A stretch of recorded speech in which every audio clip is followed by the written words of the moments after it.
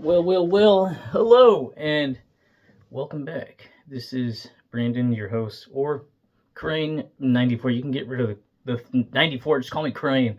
Um, Back with another whiskey review. Now, I haven't had too many whiskeys since. I've actually had a couple, but I haven't been able to review them. Mainly, they've been shot sample sizes or just shot sizes I've had at going to movies, going out to restaurants. Haven't really had the time to pull my phone out and record. So today we're looking at none other than Tincup.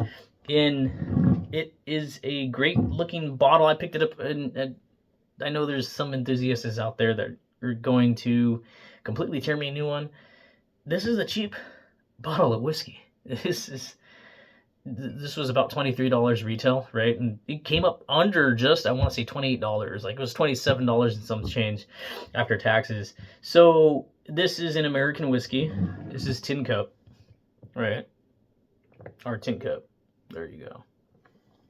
And it's a mountain whiskey. It is a 42% alcohol by volume, 84 proof. And so it comes with this really cool tin cup on top. I haven't opened it up yet. As you guys can see, this is all going to be fresh. The seal is still on it. I haven't taken it off yet. And it's got a whole description on the back. I'll read that to you guys. So it goes American whiskey. Tincup whiskey is a marriage of two great American whiskeys, straight bourbon distilled in Indiana and Colorado. Single malt, each aged in number 3 charred oak barrels, named for the Colorado mining town of Tincup and the metal cups from which the miners drank their whiskey, hence the tin cup on top.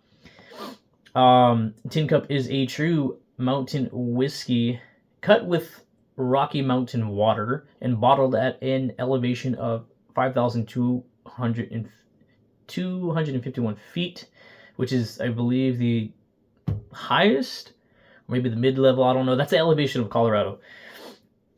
Whether sipped from a tin cup or a glass tin cup, American whiskey honors both the Rockies and of today and the early pioneers who set camp up here. Sorry for the me messing up there with my dyslexia. It's the part of the back kind of got rubbed off. It was a little hard to make out. So this is a 750 milliliter bottle. Again, let's kind of go over that with you guys real quick, see how it looks. So from the tin cup, we have, you face it this way. It goes Tincup, Colorado with 2 mining sticks. Right, American whiskey. There is a better look at the tab on the back. Cut with Rocky Mountain water.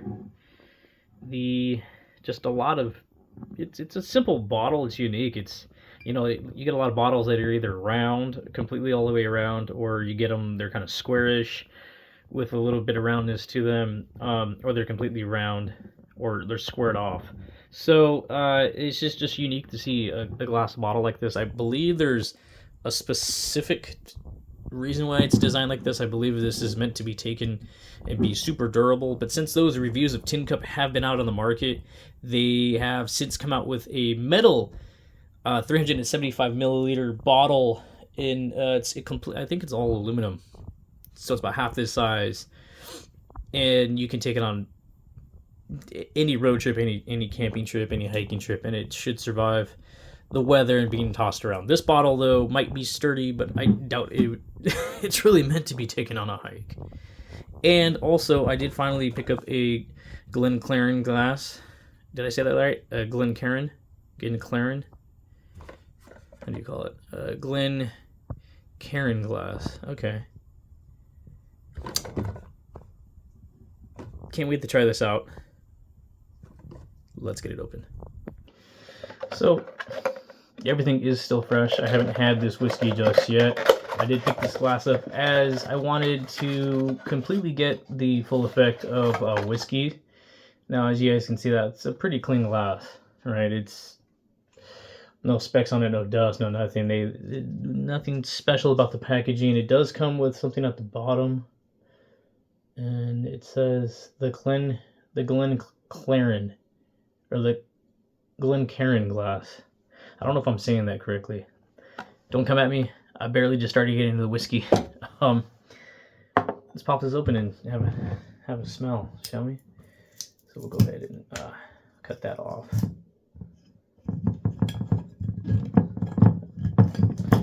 Okay, and so it is a cork. So we have the tin cup. All right, nothing real special. Oh, it's actually imprinted on the inside too. That's cool. Nothing super simple. It's a shot-sized glass, and it's got ridges to let you know, at which point to stop your whiskey, right, or whatever beverage you're going to be throwing into it. And of course, it is a cork, which is nice. They have plastic around it, so let's get this off there and figure out how to open this damn thing. It's just normal plastic going around. It's not like wax or anything too special. So I hope you guys have been good. I think the last video I did was the Alpha Romeo video of the Whistle Pig, and so far I still like Whistle Pig. I've done a lot more review and more research on Whistle Pig. I've had the 100 proof bourbon by them, the 6-year bourbon, and that was real good. We actually downed that bottle at my brother's Christmas party that we did back at the beginning of January, and it was really sweet, really good. Was it worth the $42? I got it fairly around that price. I mean, it's almost $20 past this, right? So this is supposed to be a blend of malted whiskeys, so it's not necessarily a bourbon. But let's go ahead and, without further ado, let's get right to it. Oh, that's such a good sound, especially off that. So let's go ahead. And if I'm not mistaken, you fill the Glencairn up to the widest part of the base, right? I did spill a little bit there, don't come at me.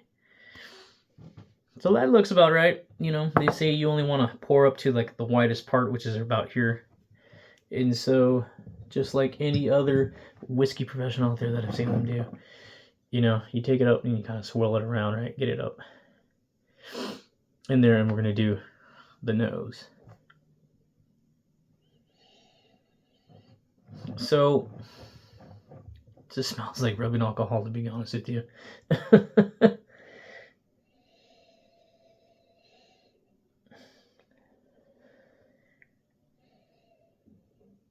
I'm getting some caramel notes in there. It really is a strong, like a rubbing alcohol smell to me. And I'm not sure, you know, maybe I'm not there just yet. I have been having this nasal congestion issue for a long time, so I can't really smell as good as normal people can. But past that rubbing alcohol noise or smell, I'm getting some fruity notes in there. More like stone fruits.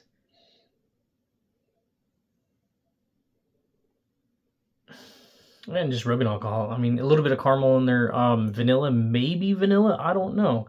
Again, this is my first time ever smelling out of this. So let's go in for again. Okay, so if you go right into it, that's where it's real strong. I guess you just bring it here. So yeah, I'm definitely getting a lot of more like aged fruit in there. If that, you know, like when you think of like aged fruit, like a not necessarily a rotten apple, but you know, the older fermented fruits, right? It's kind of like that. I do smell a little bit of vanilla in there. It is what it is. So, without further ado, let's go for the taste test.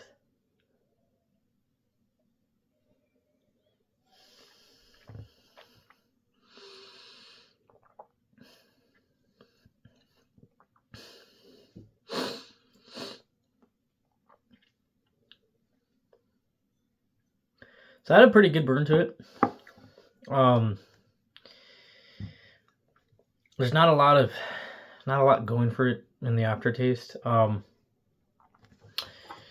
I did see that a lot in the reviews that they were talking about. Like, again, this is probably the most recent video you will see of Tincup, because I did do a thorough search on YouTube, and I think the most recent video I've seen was like about half a year ago of this bottle. I know they do a rye version, they do the 14er, which is a 14-year-old, and then they do a 10-year bourbon, which actually is about $50, so it isn't too bad. And I heard that one's pretty damn good, so it's a 14-year. But as far as as far as tasting notes go, I'm gonna go in for another one.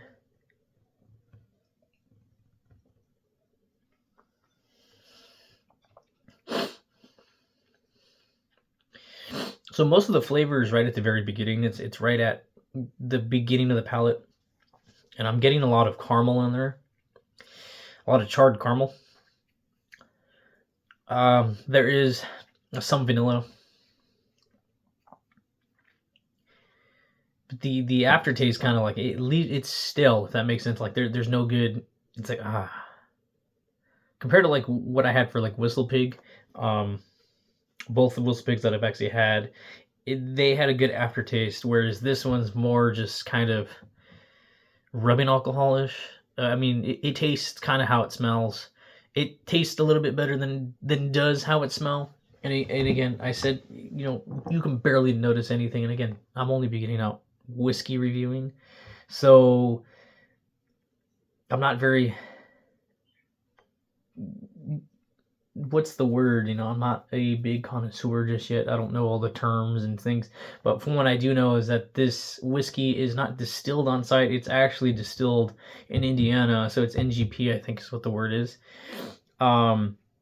It's sourced from Indiana, and then they bottle it and package it inside of Colorado, and then they ship it out from there.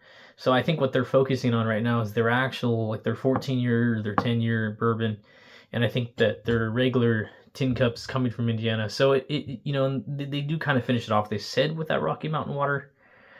So I don't know. I mean, it's got a great color to it. It's not horrible whiskey. I can definitely see myself having this on the rocks, coming home and enjoying it. I mean, the bottle itself is very, very nice. It's hefty. I like the way it looks, honestly. It does stand out compared to some of the bottles that I've had before.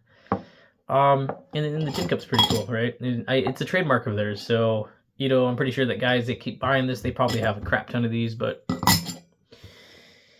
it's the trademark. You see it, at least you got a shot glass ready to go, and that's the cool thing about this, right? You're never gonna have to, as long as you keep this tin cup with the tin cup whiskey, you should be good. So, let me put my glasses. I need to get in there. So now I'm getting actually a little bit more flavor off of that, right, as I do this. I think I just had to reposition my nose, and I think my glasses were getting in the way of that, because if I do this, it's going to hit the brim of my glasses. So yeah, it is a simple caramel smell. It's got some vanilla up in there with that dry, like aged stone fruit almost. If you've had like stone fruit type beer, it's almost the same kind of pungent smell that you get from stone fruit.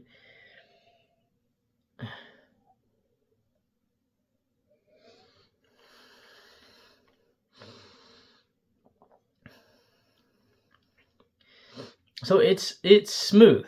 It's not powerful. It's not like, oh, bleh, you're gonna throw it out. Again, it's not the greatest tasting whiskey I've had yet.